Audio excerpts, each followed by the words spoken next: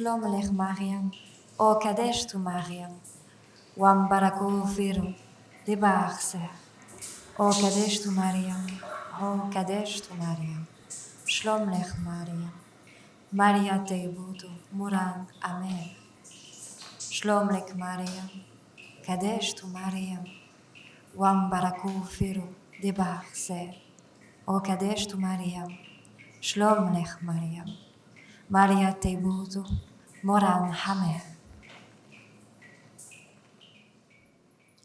Que la paix soit sur toi. Je suis très heureuse de te retrouver dans ce nouvel épisode de podcast pour aborder avec toi une thématique qui concerne toutes les femmes de manière différente selon nos histoires, selon également notre rapport à notre féminité, à notre corps, à notre conscience et à notre conception également du corps féminin. Tu l'auras compris, aujourd'hui, j'ai envie de te parler, de déposer aussi une partie de mon histoire en lien avec la beauté, la manière d'investir sa féminité à l'intérieur de soi et comment on peut réussir à rayonner à l'extérieur de nous, donc dans le physique, dans la matière, dans notre esthétique, ce que nous sommes réellement à l'intérieur. Je me suis aperçue, que ce soit dans le chemin qui mène vers ou dans une religion, une spiritualité particulière, que beaucoup de femmes ont cette difficulté que d'accorder qui elles sont à l'intérieur, ce qui vibre pour elles, ce qu'elles incarnent à l'intérieur d'elles, de le manifester à l'extérieur. Et donc, il peut y avoir une forme de dissociation entre ce que la personne, la femme est réellement et ce qu'elle montre au monde d'elle dans son apparence physique. Et c'est de là qu'apparaît parfois une dissociation du corps, des complexes, une quête d'identité visuelle, une quête d'identité esthétique, etc. où on sent, où on peut ressentir qu'il n'y a pas encore totalement une harmonie entre notre corps physique, ce à quoi on ressemble, comment on habite notre corps, et ce à quoi on aspire et ce qu'on est à l'intérieur de soi. Alors, dans cet épisode d'ouverture thérapeutique un petit peu spécial, j'ai envie de te partager un petit peu un bout de mon histoire et mon propre rapport au corps, ce que j'ai pu observer comme mécanisme pour moi, et je suis certaine que cela va peut-être pouvoir t'éclairer, peut-être que tu vas pouvoir te reconnaître, ou en tout cas, je l'espère, te donner quelques clés. Sur mon chemin, mon rapport au corps a toujours été très important. J'ai toujours eu ce souci de l'esthétique, déjà dès enfant. Le souci de l'esthétique, du beau, de prendre soin. Je suis la première née d'une grande fratrie, donc je suis celle qui a rendu ma mère mère pour la première fois, mes grands-mères, grand-mères pour la première fois, et également celle qui a rendu arrière-grand-mère pour la première fois. Donc j'étais la petite star quand je suis arrivée, donc couverte d'or avec des longs cheveux. Je dansais, je chantais, j'étais vraiment la petite poupée de toute la famille. Et donc ce souci de l'esthétique et cette volonté également de plaire par le physique m'a toujours habitée. Et puis très tôt sur mon chemin, lorsque j'ai grandi, lorsque mon corps de petite fille, de jeune fille s'est métamorphosé en corps de femme, j'ai découvert cette capacité de séduction que pouvait avoir un corps féminin avec ses courbes très tôt. Très tôt, comme beaucoup de jeunes femmes, je pense, à l'adolescence, je suis tombée dans ce que je croyais être bon, c'est-à-dire l'hypersexualisation de mon propre corps avec des vêtements assez proches du corps. Je pensais qu'il fallait dévoiler justement pour pouvoir attirer dans un besoin d'amour, bien sûr, de reconnaissance, de validation du regard extérieur. Et puis toujours, j'ai été habitée par le sport, par le mouvement et le culte du corps. Ce qui a fait que, non sans hasard, je suis tombée dans une forme d'extrême dans le milieu du fitness, où bien sûr le culte du corps est très important, très rigide, très masculin, où il fallait compter chaque calorie de nourriture, peser, où on regarde les détails, les veines, les abdos, chaque muscle est dissocié. Il n'y a pas une vision d'ensemble du corps et encore moins une vision féminine du corps. Et à cette même période-là, je travaillais également dans le prêt-à-porter, dans le cosmétique. Donc j'étais extrêmement tournée vers le corps physique, vers mon apparence, et dans des milieux qui cultivent cette apparence. À cette période-là de ma vie, jeune femme, on aurait pu croire que j'étais extrêmement connectée à mon corps. Avec ce prendre soin par l'hygiène de vie, la nourriture, le sport, le cosmétique, les vêtements, etc. Une petite poupée. Alors que je n'étais que complètement dissociée de mon corps et encore plus de ma féminité. Et c'est ça qui est assez intéressant, c'est-à-dire que plus cette déconnexion de ma féminité était présente, plus j'essayais de l'habiller par du cosmétique, par du vêtement, par de la rigueur, de la discipline dans le sport, etc. Et ce qui est venu me toucher profondément dans mon corps et me reconnecter à mon corps, bien que, même quand j'étais enfant, la danse, la gymnastique, etc., me permettaient d'exprimer ce qu'il y avait dans mon corps, mais pas de l'habiter. Et je suis tombée alors enceinte très tôt sur mon chemin de jeune femme. J'ai eu ma première fille, j'avais 20 ans, sur les bancs de la fac, avec ma première relation de très très longue durée. Et cette grossesse et ce postpartum sont venus me rappeler à mon corps d'une manière qui a chamboulé toute mon existence. C'est-à-dire que très jeune, à 20 ans, j'étais encore en études de psychologie, cette petite fille qui est venue habiter mon ventre est venue m'initier à la déconstruction totale de l'identité que je pensais avoir construite, qui était une identité de surface, superficielle, d'apparence, mais qui ne me permettait pas d'équilibrer et d'exprimer qui j'étais réellement. Et puis je me suis aperçue que finalement, je ne savais pas qui j'étais réellement.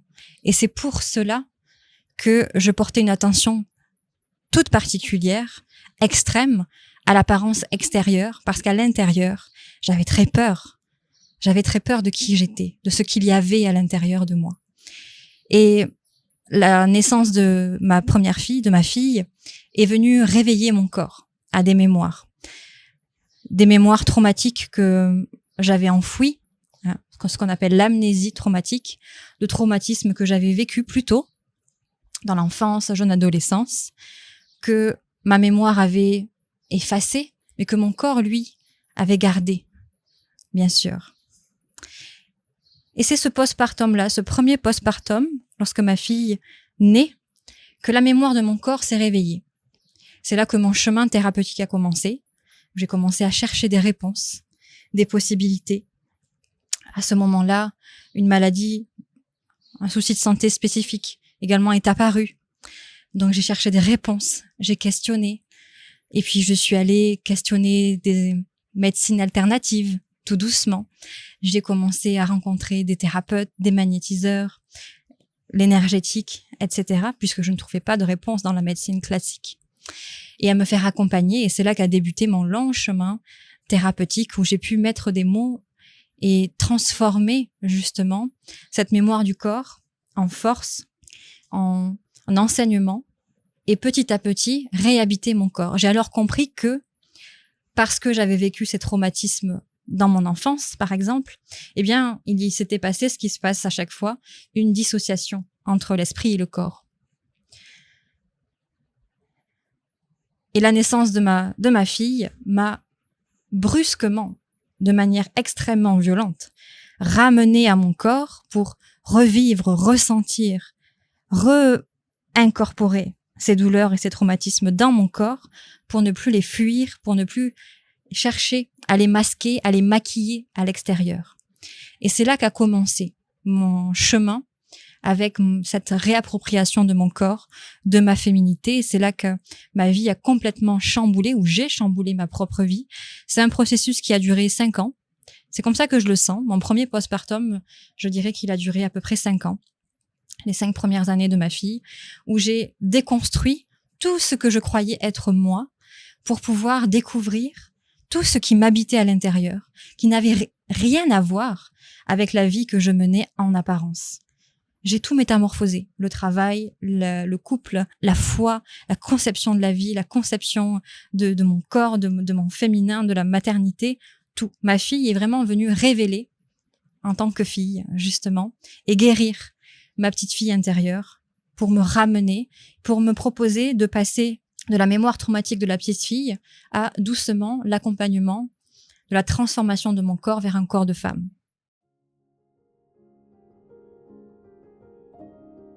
Et donc ces années m'ont permis tout doucement de réapproprier cette féminité, de l'habiter différemment, de prendre soin de ce corps différemment. Et c'est d'ailleurs dans ces années-là que j'ai créé la plateforme du cycle féminin Rosa Magdala. C'est dans ces années-là que j'ai tout quitté pour vivre seule avec ma fille et me consacrer à ma foi, au divin, à qui j'étais, à découvrir qui il y avait à l'intérieur de mon corps. Et puis il y a eu une autre expérience qui m'a ramenée à mon corps, à mon féminin, durant ces quelques années. Ma fille et moi, lorsque nous étions dans notre appartement, nous avons vécu ce qu'on peut appeler, ce que certains appellent aujourd'hui, une expérience de mort imminente. Une intoxication au monoxyde de carbone qu'on ne sent pas, c'est un gaz qui se diffuse et qui n'a pas d'odeur, qui n'a pas de matière et qui petit à petit était prêt à nous faire partir dans notre sommeil, mais de justesse. Quelques éléments m'ont alerté. Mais pendant quelques minutes, quelques secondes, il y a eu un départ. Et lorsque je me suis réveillée, entourée des pompiers, intubée, etc., il y avait une partie de moi qui était là, dans ce camion de pompiers, et une autre partie de moi qui était dans un espace assez particulier, dans des sphères divines. Je ne sais pas comment l'expliquer. Et durant toute cette nuit d'hospitalisation, durant tout ce séjour, je n'ai eu que des manifestations très étranges, si je puis dire, qui m'ont interrogée énormément à ce moment-là, mais qui me paraissaient évidentes. Et suite à cet épisode, c'est comme s'il y avait une forme de tristesse profonde qui était venue m'habiter, une forme de dépression, parce que quand je me regardais dans le miroir, je ne reconnaissais pas mon corps physique. Comme s'il y avait une autre conscience qui était venue habiter mon corps, et je me souviens que parfois même, sous la douche par exemple, je regardais mes mains et j'avais la sensation que je ne reconnaissais pas mes mains. Je regardais, quand je marchais dans la rue, les voitures, les passants, etc. C'est comme si je devais réapprendre à vivre sur Terre. C'était très étrange, comme s'il y avait une autre identité qui avait pris place à ce moment-là, comme un Swift. Et c'est vraiment comme ça que je l'ai vécu. C'est comme si ce jour-là est venu marquer la fin de la déconstruction identitaire que j'avais amorcée à la naissance de ma fille, qui s'était amorcée. Et il y avait ma réelle identité, ma réelle nature qui avait pris place suite à cette expérience de mort imminente. Et pour moi, d'ailleurs, quand je parle de ma personne, de mon histoire, de moi avant cet épisode, c'est comme si je parlais d'une autre personne. Ma vie a véritablement commencé ce jour-là. Le avant était là peut-être pour initier, pour me transmettre quelque chose de particulier, des épreuves sur épreuves sur épreuves, me faire vivre différents traumas, peut-être pour aussi être capable d'accompagner aujourd'hui, dans une grande diversité traumatique, entre guillemets, les femmes qui viennent à moi. Mais ma réelle identité a pris forme. C'est comme si l'âme qui était destinée à mon corps est venue, est descendue lors de cette expérience de mort imminente. Alors certains parlent de walk-in, je ne sais pas si ça vous parle, de Swift, de transfert d'âme quelque part, mais ça peut paraître un peu étrange, mais c'est comme ça que je l'ai vécu, vraiment. Il y a eu à ce moment-là quelque chose qui a habité mon corps, qui était plus grand que mon corps, plus grand que ce que je connaissais, et il m'a fallu d'ailleurs du temps pour m'habituer à cette fréquence qui m'habitait, à reprendre possession de mon corps, à comprendre que c'était mon corps et que la conscience qui m'habitait, je devais l'apprivoiser. Et de manière assez sublime, entre guillemets, lorsque je suis sortie de l'hôpital, pour vivre cette convalescence, l'appel que j'ai reçu, ça a été d'aller en Palestine pour la seconde fois. Comme si pour accompagner la descente de cette nouvelle conscience qui habitait mon corps féminin, il fallait que je retourne sur ces terres. Et je suis allée donc à Jérusalem, à Magdala, à Qumran, à la mer Morte. Et ce voyage m'a permis, c'est comme s'il m'avait permis d'ancrer profondément cette identité qui était réellement la mienne dans mon corps. Ça a été dur parce que c'est une sensation étrange que de se regarder dans le miroir, de regarder ses propres yeux, son propre regard, et de questionner qui habite mon corps, qui est à l'intérieur de mon corps, et de regarder ce corps, de le toucher, de le questionner et de ne pas le reconnaître non plus. Ça a été un processus vraiment très particulier, et ça a été le second électrochoc de ma vie après la naissance de ma fille. Celui-là est venu clôturer quelque part ce processus. Ça a été l'électrochoc qui est venu me booster dans les choix de vie que je devais prendre, les directions que je devais prendre, comme si le fait d'avoir frôlé la mort d'aussi près m'avait enlevé une peur et m'avait en même temps donné une forme d'urgence. Maintenant, il faut que j'aille pleinement vers ma destinée, que j'œuvre, que je porte ma voix, que j'ouvre cette voie et que l'identité qui m'habite, que je la mette au service. Mais il m'a fallu un temps pour rencontrer cette identité. Donc pour revenir au corps, ce qui m'a toujours aidé, ça a été de prendre soin de mon corps, mais dans une autre forme de ce qui m'habitait quand j'étais plus jeune, non pas dans l'extrême rigidité du sport ou dans l'extrême superficialité de l'apparence, etc. Pour accompagner, pour laisser descendre cette nouvelle identité qui m'habitait, eh bien, je me suis tournée vers le yoga, vers le massage, vers la quête également de nouveaux vêtements, de nouvelles manières de vêtir mon corps. À ce moment-là, j'ai coupé les cheveux, j'ai repris ma couleur naturelle parce que je faisais beaucoup de couleurs. J'ai eu des périodes où j'ai eu les cheveux roses, bleus, rouges, etc. À ce moment-là, j'ai voulu revenir à une forme de nature, de revenir à ma couleur naturelle, de laisser ma peau respirer, de mettre moins d'apparat, mais plus qualitatif, qui me ressemble davantage. Juste après également cet événement-là, après être rentrée de Jérusalem, de Palestine, je suis repartie en Égypte. C'est à ce moment-là que une autre étape de ma vie m'attendait et a basculé sur mon chemin du féminin. C'est là où j'ai rencontré l'homme qui aujourd'hui est mon mari, où j'ai la graine de vivre en Égypte a commencé à s'installer de manière plus profondément. C'est dans ces périodes-là que j'ai amplifié les formations, les retraites, où ça m'a enlevé la peur d'être jugée, la peur d'être vue, vraiment. Parce que moi-même, je commençais à me voir et à me comprendre, à me considérer et à habiter mon corps de manière consciente. Donc petit à petit, je n'avais plus peur qu'on me voie aussi, puisque moi-même, je commençais à me voir. Et puis ensuite, il y a eu une autre étape. Vous allez comprendre un petit peu où je veux vous amener. Il y a eu une autre étape de mon chemin avec ma grossesse de mon premier fils. Alors, j'ai eu d'autres grossesses, mais qui n'ont pas été menées à terme. Mais à la grossesse de mon premier fils. Et là, c'était à une période toute particulière où je venais de m'installer, entre guillemets, en Égypte. Je me suis convertie à l'islam.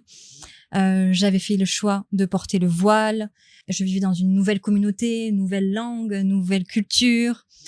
Nouveau paradigme, voilà, nouvelle maternité, nouvel environnement, etc. Et ce postpartum est venu encore une fois, lorsque mon fils est né, me questionner sur mon identité. Et je me rappelle que ça a été difficile de trouver mon identité en tant que femme, nouvelle femme, fraîchement femme, musulmane, voilée, mère, en Égypte, sous 40 degrés, d'un petit garçon qui est venu réveiller et révéler transformer ma relation au masculin aussi. Et donc, je me souviens que ça a été difficile pour moi. Ça a pris du temps de me sentir bien dans mon corps, dans mon apparence, durant les premiers mois de ce postpartum, parce que je me cherchais. C'est comme si je n'arrivais pas à trouver comment révéler au monde, comment voiler, comment parer ce nouveau corps qui venait de vivre un deuxième postpartum, avec cette nouvelle fréquence qui m'habitait.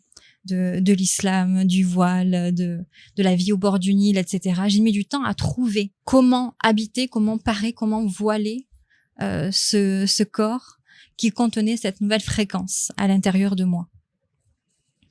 Et toujours, ce qui m'a aidée, encore une fois, ça a été de revenir à se prendre soin du corps. Le massage, des séances de douche de henné que l'on fait beaucoup ici. De revenir à ma peau, de revenir à du maquillage, de revenir aux soins de mes cheveux, de d'oser retoucher mon corps, regarder mon corps, prendre soin de mon corps, le pétrir, donc vraiment cette voie des mirophores, d'huile, de plantes, etc. Ces processus-là, me réapproprier des odeurs, retrouver un parfum signature, mes couleurs, des matières, des vêtements, comment porter mon voile, quel type de bijoux, quel type de symbole, qui devait refléter cette nouvelle fréquence qui habitait mon corps pour être en alignement. Et je dirais que ce processus-là, après la naissance de mon fils, qui aujourd'hui va sur ses 5 ans, a pris à peu près 2 ans. Et ce qui est assez intéressant, c'est comme si oui, ce postpartum avait duré 2 ans. Et ce qui est assez intéressant, c'est que c'est à cette même période-là, alors j'essaie de faire dans les grandes lignes, mais si vous souhaitez en savoir plus sur mon chemin, ma vie, entre guillemets, en Égypte, les épreuves, etc., j'ai été interviewée par Virginie du podcast Yalorisha, si je me trompe pas. Vous trouverez sur mon site où je raconte mon histoire un peu plus en détail. Mais voilà, là je reste concentrée sur mon propos, le rapport au corps. Mais ce qui est intéressant, c'est que durant ce même moment, c'est là que mon activité avec Rosa Magdala a pris une ampleur incroyable, où lorsque j'ai enfin, comme un clic, un alignement, comme des rouages qui s'alignent, de ça y est, son âme et son corps physique sont alignés, ce à quoi elle ressemble à l'extérieur est le reflet de qui elle est à l'intérieur. Ça y est, c'est aligné. Elle a trouvé son identité, entre guillemets, harmonieuse, en harmonie avec qui elle est. Eh bien, c'est là que le monde a commencé à me voir davantage. Que ce soit sur les réseaux sociaux, que ce soit dans mes espaces, que ce soit dans les demandes d'interviews, d'intervenir, les voyages, les retraites en Égypte, les rencontres que j'ai faites, etc. Il y a eu une explosion où d'un coup, on me voyait, on m'entendait et j'étais prête à m'exposer au monde avec tout ce que ça implique en termes de positif, mais aussi de négatif, bien sûr. Tout ça pour vous dire que j'ai repéré ce mécanisme, en tout cas pour moi, cette notion initiatique féminine de conception, gestation, mise au monde, que j'ai vécue par mes grossesses et par la maternité, mais que je pense toutes les femmes vivent, même si vous n'êtes pas maman, si vous n'avez jamais connu de grossesse ou de postpartum au sens maternel, biologique. Je pense que ce processus de conception, gestation, mise au monde, il habite toutes les femmes dans tous nos temps de transformation profonde. Et j'ai observé que c'était un mécanisme qui était très récurrent chez moi, mais je l'ai aussi repéré chez les femmes que j'accompagne, que lorsqu'il y a un temps de métamorphose profond, immense dans la vie d'une femme, il faut toujours passer par ce temps de réappropriation du corps et de l'identité pour aligner quelque part tous les astres intérieurs, pour que ça vienne se manifester. Et petit à petit, j'ai commencé aussi à proposer aux femmes que j'accompagne certaines choses pour marquer, pour que ce qu'elles vivent à l'intérieur puisse trouver une marque extérieure. C'est pour ça que j'aime beaucoup ce rapport également au talisman, aux rites de beauté, aux pratiques, bien sûr, avec les huiles, la voie mirophore qui est la mienne, de venir parfumer, de venir ancrer, de venir mettre un objet physique. J'aime beaucoup marquer par l'objet, par le talisman, les transformations dans tous mes espaces. Alors certains qui sont en ligne, je pense à l'école de la Rosière par exemple, où les élèves reçoivent un coffret avec des éléments physiques à l'intérieur. Mais dans mes voyages, aussi dans mes retraites en Égypte, j'aime offrir des objets symboles à certains moments précis parce que je sais que ça va marquer la mémoire et que à chaque fois que ces femmes, une fois chez elles, retrouveront cet objet, se reconnecteront à cet objet, eh bien se rappelleront ce moment, ce lieu, cette vibration, cette énergie, cette fréquence qui a, par l'objet, été manifestée dans la matière. Voilà, l'objet ou le parfum ou quelque chose de matériel. Et je me suis donc aperçue que la vie nous transforme et la vie, plus elle nous transforme, plus elle nous invite à laisser descendre la transformation dans notre corps qui ne peut rester le même, figé dans le temps, si on accepte de laisser descendre les transformations de la vie. Donc notre corps se transforme au fur et à mesure que nous évoluons, que nous nous métamorphosons. Et je crois que c'est ce qui crée la beauté de quelqu'un, C'est-à-dire que, bien sûr, la beauté est totalement subjective. Il y a autant de créations divines qu'il y a de beauté. Mais pour moi, la beauté, chez une personne, c'est cet équilibre entre l'apparence extérieure et la nature intérieure de l'être. Lorsqu'il y a cet alignement, il y a cette lumière qui apparaît dans le regard, il y a cette aura, il y a cette authenticité de l'être qui rayonne justement de l'être. Pour moi, la beauté, elle est là. Et je crois que c'est l'une des plus grandes difficultés du féminin. Aujourd'hui, nous sommes, alors depuis toujours, le féminin est soumis à des dictats, à des injonctions, et puis nous sommes à une ère d'apparence, du numérique, du visuel, d'hypersexualisation du corps aussi, où il peut être tentant de suivre des modes, des mouvements, de comment ça se fait, même dans la spiritualité. Dans la lignée de la rose, il y a une forme d'invitation à ressembler à ça, à porter comme ça, à ressembler à ça, à s'habiller comme ci, à manger comme ça. Vous voyez ce que je veux dire? Alors que ce n'est pas habiter pleinement notre propre beauté à nous. C'est suivre encore une fois des modèles sociétaux, qui sont d'ailleurs des modèles de beauté qui évoluent fortement avec le temps, en fonction des cultures, en fonction de tout. Et en tant que femme, l'une des difficultés sur le chemin spirituel, pour moi ce n'est pas que de l'esthétique, sur le chemin spirituel, c'est d'arriver justement à réconcilier nos aspirations spirituelles avec la voie charnelle.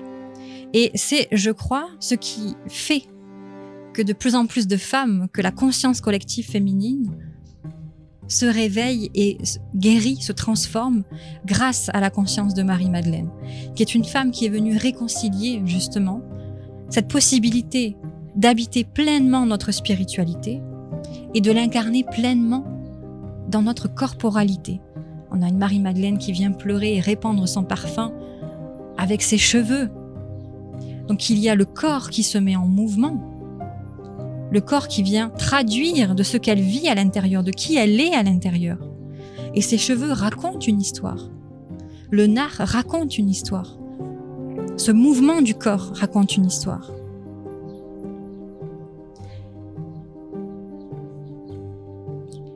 Et la femme par nature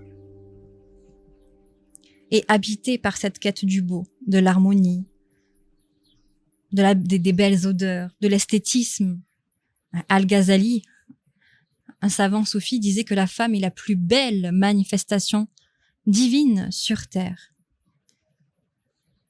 Il y a en chaque femme le rappel de l'émanation féminine divine de Dieu. Et donc, si nous laissons Dieu descendre dans notre corps, habiter notre corps, eh bien, il y a une transformation physique qui apparaît. Il y a une harmonie, et c'est là où le corps devient saint des saints. C'est là où le corps devient temple sacré. Les temples dans l'Antiquité égyptienne, le temple de Jérusalem au temps de Salomon, par exemple, etc. Chaque temple, chaque église, chaque mosquée devient un lieu où l'on pourrait croire qu'il n'y a rien, mais en réalité, c'est la présence de Dieu qui habite le lieu sacré. Dans les saints des saints, égyptiens ou même encore juifs de l'Antiquité, il n'y avait en apparence et visuellement, entre guillemets, rien. Mais ce rien n'était pas vide. Ce rien venait signifier la totale présence de Dieu qui venait habiter le lieu. Ainsi, dans le Saint des Saints, il y avait assez de place pour que Dieu puisse envahir l'espace. Et dans les grandes civilisations antiques, le corps féminin était perçu comme cela. Un corps temple, un corps qui a la capacité de recevoir le souffle du divin. Donc la femme devient la maison du divin. Et elle reçoit l'Esprit Saint, elle reçoit le souffle de Dieu, et la mission, entre guillemets, du féminin, c'est de mettre au monde le divin, de le manifester. Alors, par le miracle de la naissance d'un enfant, ou le miracle de la naissance de projets, d'états de conscience, de valeurs, de vibrations, de fréquences. Mais pour que nous puissions recevoir ce souffle divin, il faut que notre corps, nous puissions nous-mêmes déjà le considérer comme un sanctuaire, comme un temple, comme un saint des saints. il faut que le corps, tel que nous l'approchons, tel que nous le concevons, devienne un espace aligné entre notre conscience, notre âme qui nous habite, notre réalité et la conscience divine. Or, aujourd'hui, il est compliqué, parfois, avec les rythmes de vie qui nous habitent, avec les traumas, également non pacifiés, non réglés, non conscientisés, comme c'était mon cas lorsque j'étais plus jeune, de complètement habiter son corps. On peut avoir des comportements de fuite pour se protéger, pour se préserver. On va avoir des comportements d'auto-sabotage avec ce corps. On va le regarder avec dureté, on ne va pas l'aimer. Le corps peut devenir douloureux, peut devenir un ennemi. Le corps peut être considéré, selon également votre éducation, comme étant impur. La sexualité, les désirs, etc. peuvent devenir impurs. Tout ce qui va être de l'expression corporelle, de la sensualité, de la rondeur du féminin, peut devenir potentiellement dangereux, critiquable, etc. Et se met toujours en opposition, peut-être avec une forme d'intelligence, de sincérité, de spiritualité, d'intellectualité, comme si la femme qui prend soin d'elle, la femme que l'on va juger entre guillemets belle, serait trop superficielle pour être intelligente, pour être spirituelle. Et ça, ce sont des blessures qu'il nous faut guérir, qui sont plutôt récentes d'ailleurs. Et donc pourquoi je vous raconte tout ça ? Parce que au moment où j'enregistre ce podcast, je suis dans mon 3e postpartum.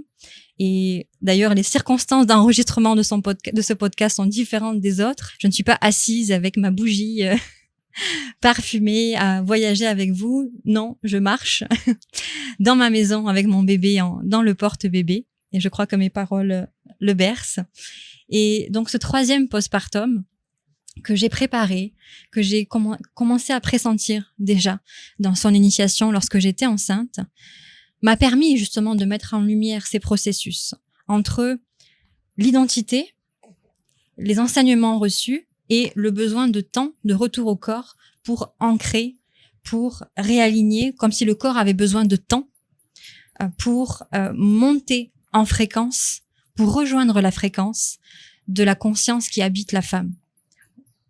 Et c'est comme ça personnellement que j'ai vécu et que je vis mes postpartum. Donc là, je suis à 1 mois et quelques postpartum et j'ai ressenti déjà que, eh bien, ce postpartum, dans un premier temps, après je verrai avec le recul, là je suis en plein dedans, mais que c'était un temps de pause, de lenteur, pour que mon corps puisse être en alignement avec tout ce que j'ai pu vivre ces dernières années, ces derniers mois, etc., qui a été une ascension quelque part énergétique, spirituelle, intellectuelle, sociétale, etc. Et que là, d'un coup, il fallait maintenant que j'intègre dans chacune de mes cellules toute cette nouvelle vibration pour pouvoir accoucher réellement de cette nouvelle conscience qui m'habite et qui appelle à rayonner. Et donc, je tenais à te partager ce processus-là que cette grossesse, ce postpartum m'a permis de distinguer, que j'accompagne aussi dans mes espaces Mirophore, dans la prêtrise Mirophore. J'accompagne les femmes à fleurir, à naître à elles-mêmes. Et ça passe aussi par un processus, comme tu l'auras compris, esthétique. Puisque pour moi, le beau, l'harmonie, le prendre soin sacré fait partie de ma voix Mirophore, mais aussi fait partie d'un langage qui m'habite, d'un langage divin. Pour moi, le beau, Dieu est beau par excellence. Et d'ailleurs, c'est l'un de ses 99 noms, le beau, la beauté. Et donc, tout ce qui est harmonie, tout ce qui est beau, selon mon goût, pour moi, est une expression du divin. Et donc, prendre soin de son corps, revenir à son corps, honorer son corps qui nous est prêté, qui est un véhicule que Dieu nous prête pour pouvoir vivre cette expérience humaine. Et dans notre corps, il y a plusieurs consciences. C'est ce que j'ai compris avec le temps. Il y a notre conscience humaine, il y a la conscience divine, et il y a différentes vibrations et expressions de ce qu'on appelle le soi. Et lorsque l'on accepte de laisser rayonner toutes ces expressions de soi et également la part divine en nous, eh bien, le corps n'est plus une matière inerte, un tableau que l'on doit juste peindre et décorer, que l'on doit subir avec lourdeur, avec déplaisir, avec jugement, mais le corps devient notre allié. Le corps devient le temple sacré par lequel et dans lequel la rencontre divine a lieu. La rencontre divine avec Dieu, la rencontre divine avec l'être aimé par la sexualité. C'est ce qu'on appelle la sexualité sacrée, où le corps féminin devient ce sanctuaire dans lequel l'homme vient avec dévotion se recueillir. Et donc tous les processus de transformation doivent toujours rencontrer des temps plus ou moins longs selon les femmes, d'incorporation, d'intégration, d'incarnation. Et personnellement, dans mes espaces, je transmets toujours, je porte toujours ce qui m'habite, ce qui vibre comme un feu ardent dans mon état actuel, dans ma conscience actuelle. Je propose toujours ce que j'ai traversé, ce que j'ai vécu, ce que j'incarne, tout simplement. Ainsi, c'est tout naturellement que pour cette nouvelle rentrée dans l'école de la Rosaire, le corps devait être au centre de la thématique de l'année. Et donc, c'est pour cela que je vous propose de rentrer dans ce temps, dans cet espace initiatique d'incorporation ou d'accompagnement de vos transformations via la réhabilitation de la conscience sacrée du corps temple féminin. Et donc c'est là que j'ouvre l'espace, que je vous invite à me rejoindre dans ce que j'appelle le harem des Madeleines. Qu'est-ce que le harem ? Ce sont des espaces qui ont beaucoup été fantasmés, mal connus, mais le harem, en tout cas dans l'Antiquité égyptienne, c'était les espaces réservés aux femmes qui venaient se retrouver un petit peu comme dans les hammams que l'on retrouve au Maghreb aujourd'hui, où les femmes se retrouvaient pour prendre soin d'elles dans une nudité authentique et puissante, prendre soin de leur peau, de leurs cheveux, de venir se parfumer, se prélasser dans des eaux parfumées à l'eau de rose, au lotus, etc. Mais ça, c'est ce qu'on connaît des harems. Des espaces exclusivement réservés aux femmes, des espaces de beauté réservés aux femmes. Mais bien sûr, c'était l'occasion pour elles de se retrouver, d'échanger, de vivre des temps de sororité. Mais il y a une femme qui a métamorphosé la place du harem pour le féminin, qui m'inspire énormément et sur mon chemin, c'est revenu beaucoup. Pour celles qui me suivent et qui suivent mon travail depuis quelques années, vous devez peut-être vous rappeler que j'avais déjà proposé un espace qui s'appelait le harem. C'était une retraite en ligne dédiée là à la vibration, c'était quelques jours, et à l'initiation de Inanna, de Sumer. Donc c'est vraiment quelque chose, c'est vraiment une fréquence qui m'habite profondément. Et d'ailleurs, souvent dans mes espaces, dans mes retraites, cette énergie du harem, du spa, c'est quelque chose que j'essaye de recréer. Et donc, comme je vous disais, il y a eu cette femme qui est Néfertari, qui a métamorphosé, transformé le harem féminin dans l'Antiquité égyptienne, où elle en a fait non pas uniquement un lieu d'espace de soins de beauté, elle en a fait également un lieu d'éducation des femmes, des jeunes filles. Et donc le harem, qui était jusqu'alors un espace dédié à la beauté, est devenu un espace dédié à la beauté, mais aussi à l'initiation féminine.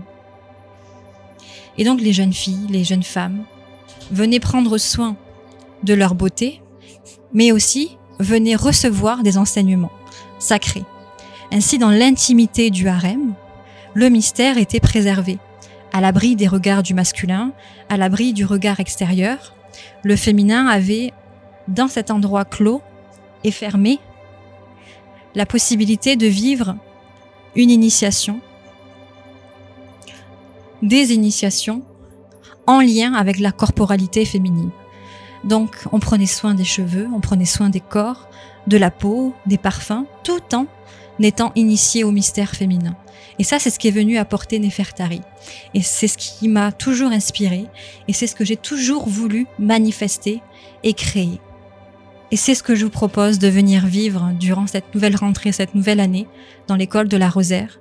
Si vous avez vécu des profondes transformations ces derniers mois, ces dernières années, si vous ressentez le besoin que de réaligner votre conscience, la conscience du divin et votre corps ensemble, si vous avez besoin de lenteur, de prendre un temps également d'intégrer, de prendre un temps pour reconnecter à votre féminité et de ne plus dissocier le prendre soin du corps physique, comme ce que nous enseignait Néfertari, avec le spirituel, l'intellectuel. J'ai mis 9 mois, le temps de ma grossesse, pour préparer cette nouvelle année. Ainsi, cette nouvelle rentrée, cette nouvelle année de l'école de la Rosière, sera aussi un processus gestationnel, un chemin initiatique de 9 mois.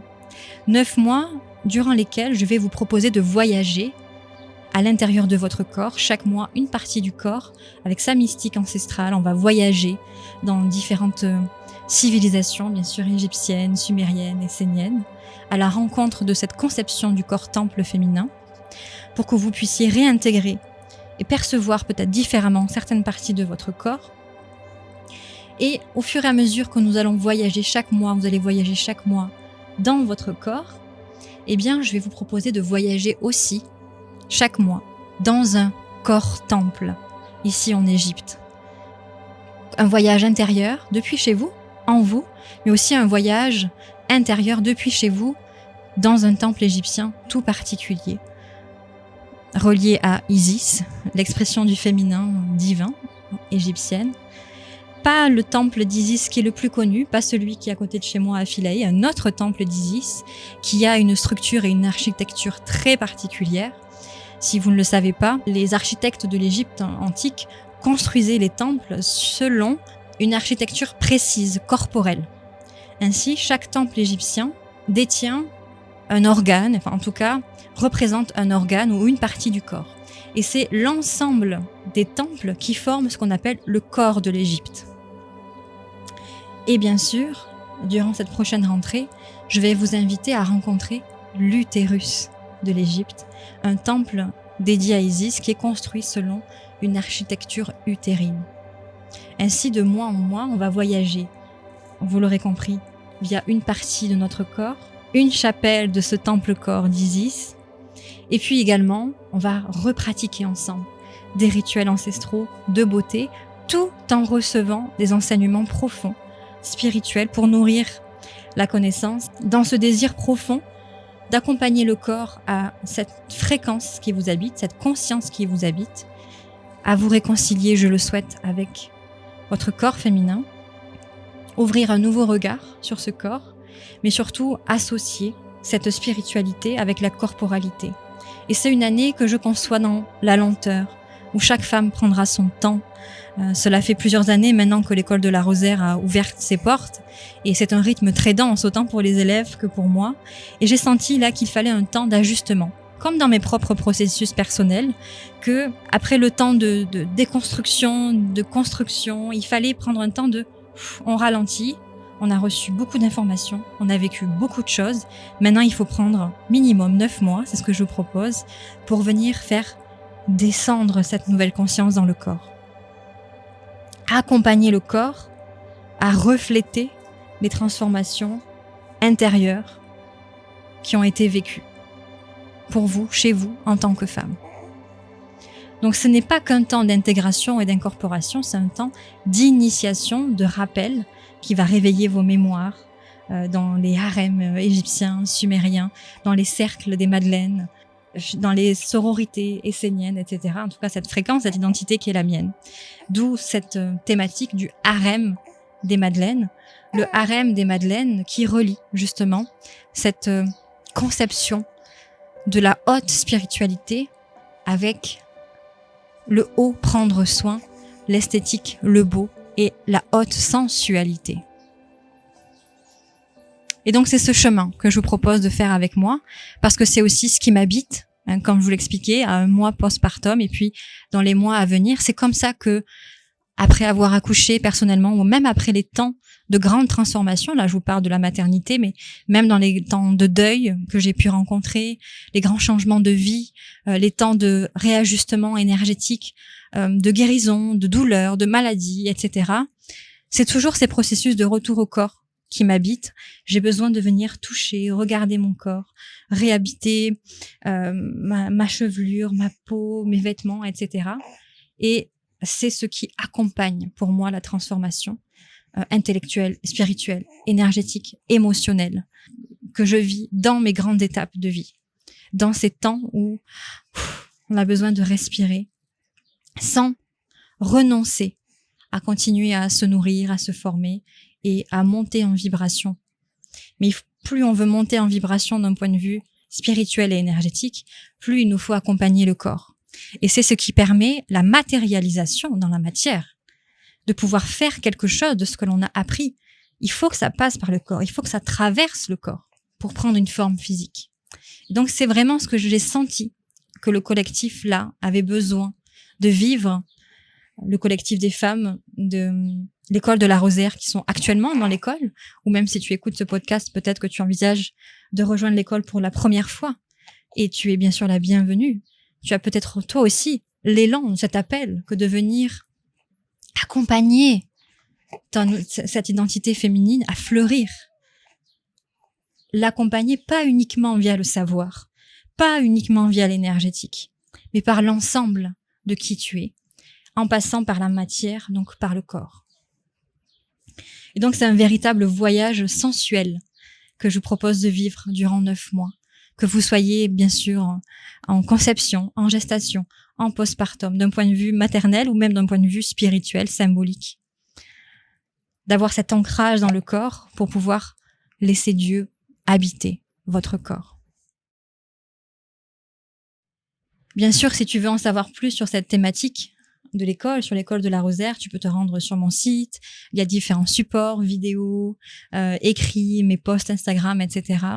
Et ces 9 prochains mois qui s'annoncent magnifiques entre matière spirituelle, intellectuelle, émotionnelle, pour honorer ce corps temple du féminin. Et ce qui est magnifique, c'est que je vous invite à venir rencontrer votre corps temple féminin, à venir également visiter, incarner le corps temple féminin d'Isis en Égypte, mais aussi à former, nous, tout ensemble, les Madeleines, dans le harem des Madeleines, un grand corps temple. Et c'est ce que disait le Christ, lorsque vous êtes plus de 2, déjà une église se forme. Que vous me placez au centre, déjà une église se forme, au sens symbolique du terme. Donc lorsque plusieurs femmes se retrouvent en cercle, avec cette volonté que de laisser descendre le divin, un espace sacré s'ouvre. Le lieu sacré, c'est nous. Ce n'est pas des espaces de pierre dressés. Le lieu sacré, c'est cet amour qui nous unit, notre corps physique de chair, de matière, de sang, d'eau, de peau, mais c'est aussi ce cercle, ce lien qui nous unit dans l'invisible. Nous formons ce qu'on appelle dans la gnose l'église de l'amour.